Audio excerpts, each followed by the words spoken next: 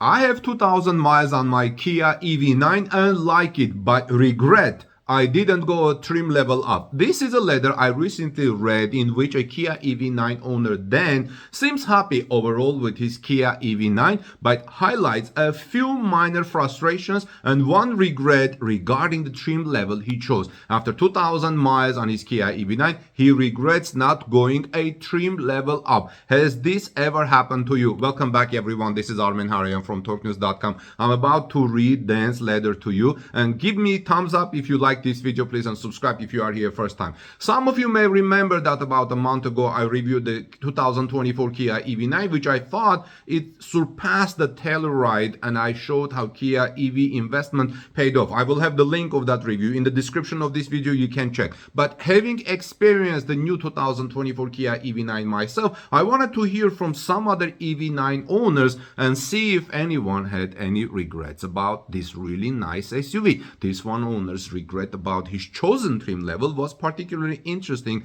and I wanted to share it with you here at Talk News YouTube channel, friends. There is an active Facebook group called Kia EV9 with 17,500 members as of this report. 2 days ago, I posted their writing saying, "Hello everyone, how is your experience with the EV9 so far?" By now, my question had generated 41 comments plus and going still up from people who say they are EV9 owners, but this one particular comment stood out and I want to read it.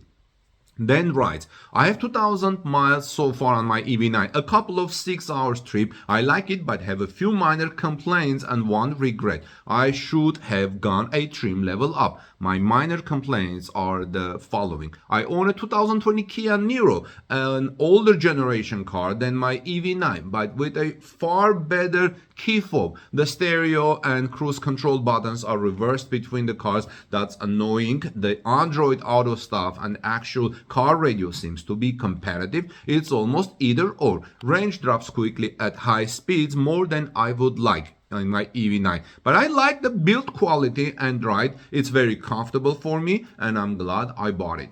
What particularly interested me, besides his comparison of his 2024 EV9's key fob that of his Kia Niro, was his regret of not going a trim level up. I was very much interested in his trim choice because I recently reviewed myself the EV9 and was very pleased with that vehicle. I asked Dan what trim he has now and what trim he thinks he should have taken instead. I also asked him to tell us the advantages of the upper EV9 trims compared to what he has now. His reply was very surprising to me, but very much appreciated. I will explain why it's surprising. It was surprising because he has the EV9 trim, which current driver also says offers the most value for the money. Then has the Wind EAW, the EV9 trim. The current driver in its review of the EV9 says the mid-range Wind trim appears to offer the most value by unlocking the more powerful all-wheel drive powertrain for 379 horsepower.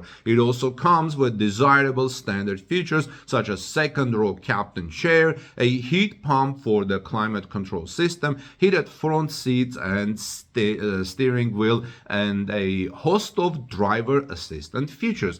Then explained what is missing in his chosen trim level, which is the same, and what he would like to have. He said, "I bought the Wind," referring to the EAWD EV9 trim.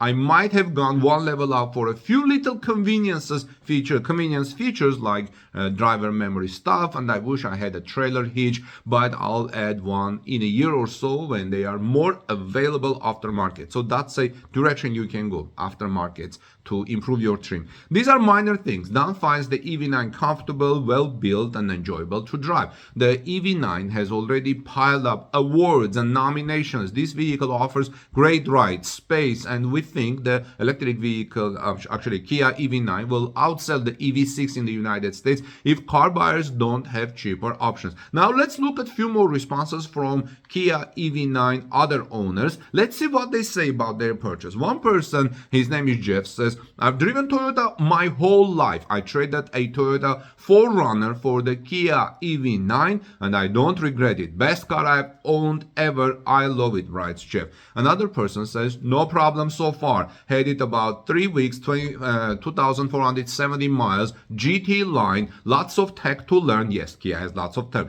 Even though I have had Mustang Mach-E for 3 years, sometimes the tech is glitchy, but usually I'm able to sort things out. I'm currently on a road trip from Wisconsin to Utah and I'm returning home sometimes next week. Hopefully it continues. Might have waited if I knew that they were going to drop the price, and I'm worried about the glass front end. We will have to see about getting it wrapped, writes Michael F. And the price has dropped, which is good news. Another person says, we are at 1,350 miles with highway and city driving on our Kia EV9. We have had a great experience so far. Range is higher than posted. Interesting. Overall, we love it. The suspension could be a bit softer, but with the 21-inch wheels, only so much can be absorbed.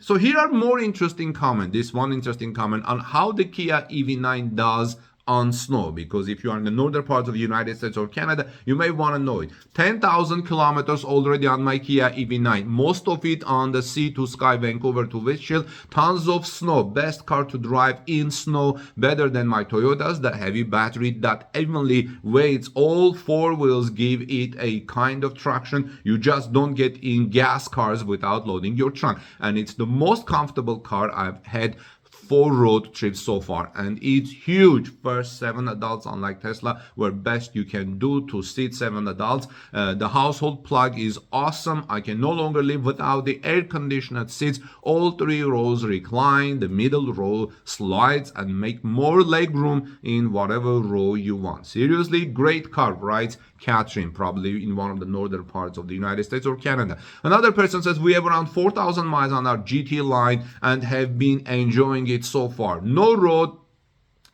road trips yet. We're nervous about because my charging experience is not very good and I haven't charged very much from home, but I like this very much. Once they are open to Tesla supercharging to Kia, all will be amazing because I'm used to Tesla supercharging and now I can use it on my Kia.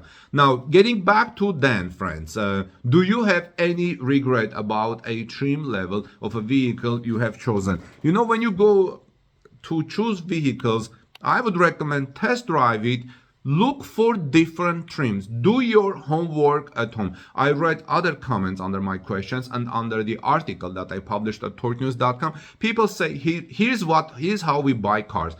I sit down, I study and do my homework. I looked at Kia EV9, all trims, what each trim offers, how much they are, and then I make a decision. When I go to the dealership, Kia dealership, I have my homework done. I look at the trim that I want, and sometimes you can also ask to drive different trims. They probably have them parked. Ask to drive different trims, and you can see if lower trim will satisfy your needs for less money, or you need to go a trim up. So my question to you, have you ever bought a car and regret not going a trim level up? Would be interesting to know. Let us know what car, and also why do you regret and what you were able to, hoping to achieve with the higher trim. This is Armen Harayan from torquenews.com. Please give me thumbs up if you like this report. Share this in social media. Maybe other people will be interested to know on how to choose a right trim level up for their vehicle. God bless you, and I'll see you soon in our next report.